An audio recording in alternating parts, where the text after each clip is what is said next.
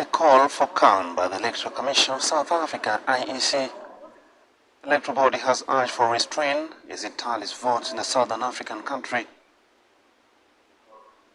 As part of finalizing the results management process, the Commission wishes to assure this nation and everyone else that is following our elections indeed, that we continue to place priority on the finalization of these results in a transparent and orderly manner.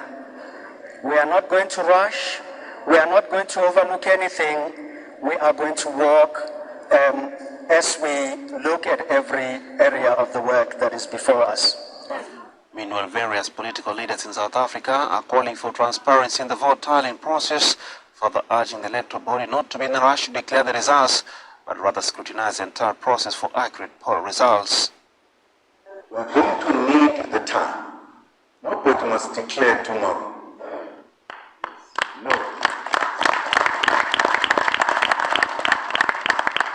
Meanwhile, Julius Malema of EFF Party told reporters that the ANC's entitlement of being the sole dominant ruling party was over. For the first time since 1994, the parliamentary majority of the ANC has been broken. Received just over 40% in Wednesday's election, well short of the majority. We have got a lot of work to do to prevent a doomsday coalition without going into anything that will doom the DA. And so our job is to make sure that we put South Africa first. With the opposition. Hello, my beautiful African people. Welcome back to Here and Right Africa YouTube channel.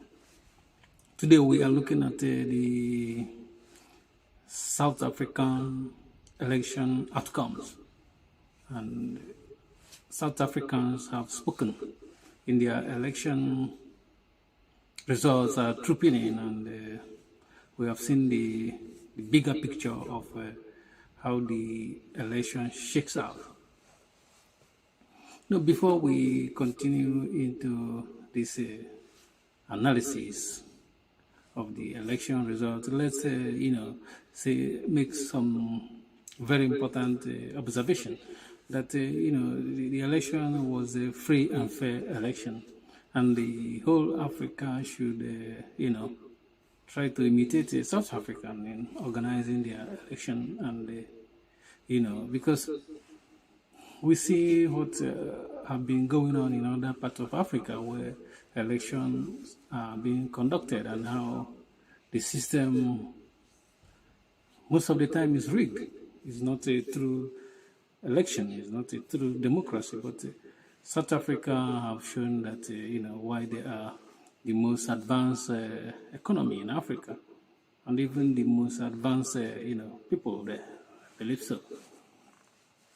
So, but let's circle back to the election results and see how the whole thing shifts out. The ANC have failed to reach 42%. When you look at what percentage of result they got in 2019, for them is a huge disappointment. And if it is in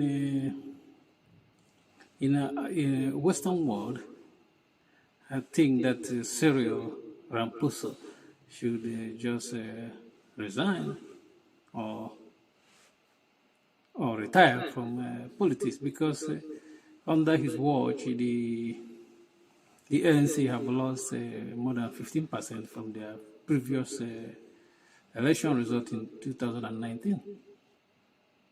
And he is 72 years old, I believe. I think it's time for him to go, but I don't think he's going to go.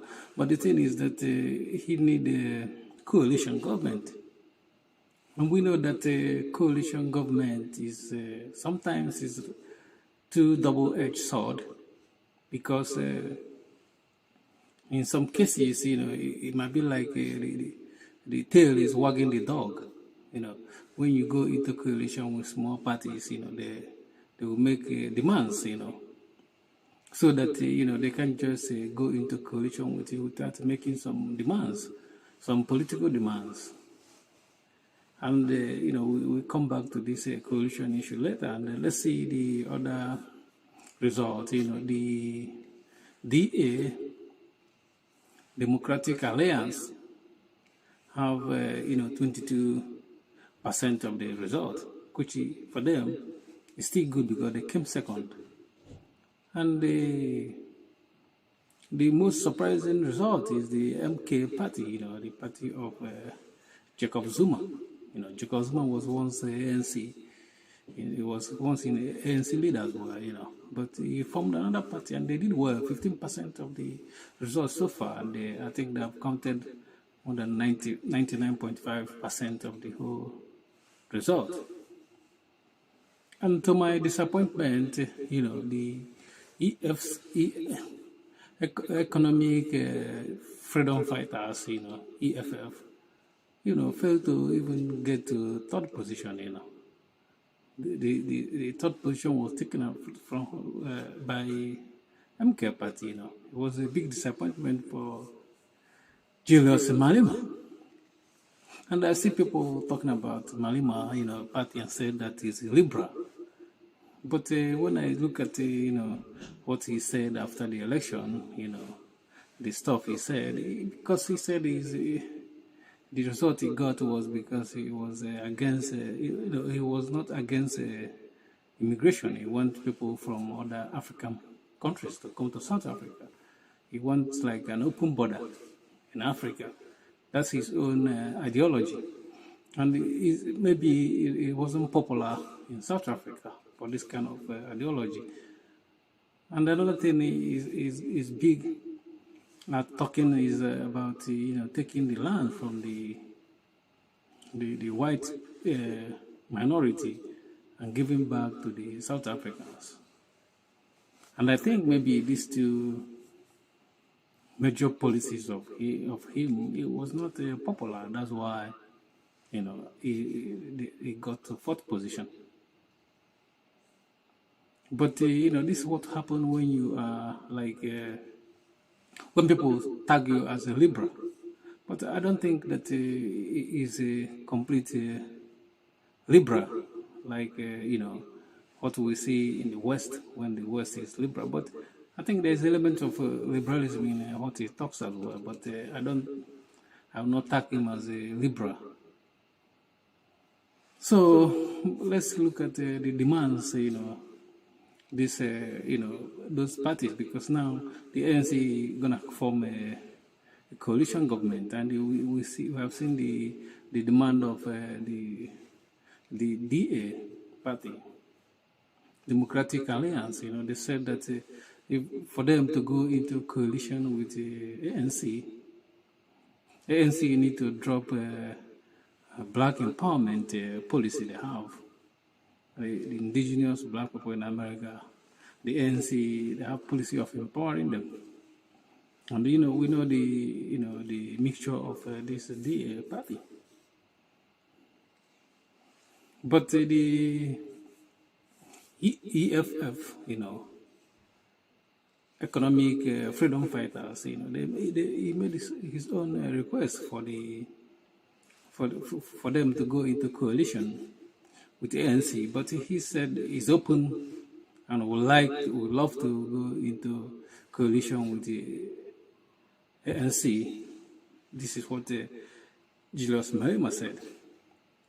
And he gave his own request, demands.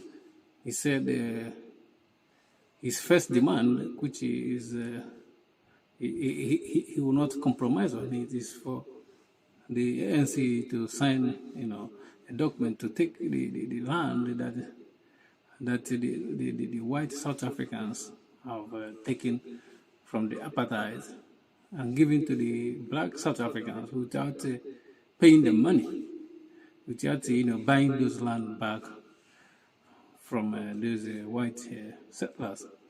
That's what the demand the guy is making. And I think he made another demand about he's gonna, if he goes into coalition with the ANC, he want the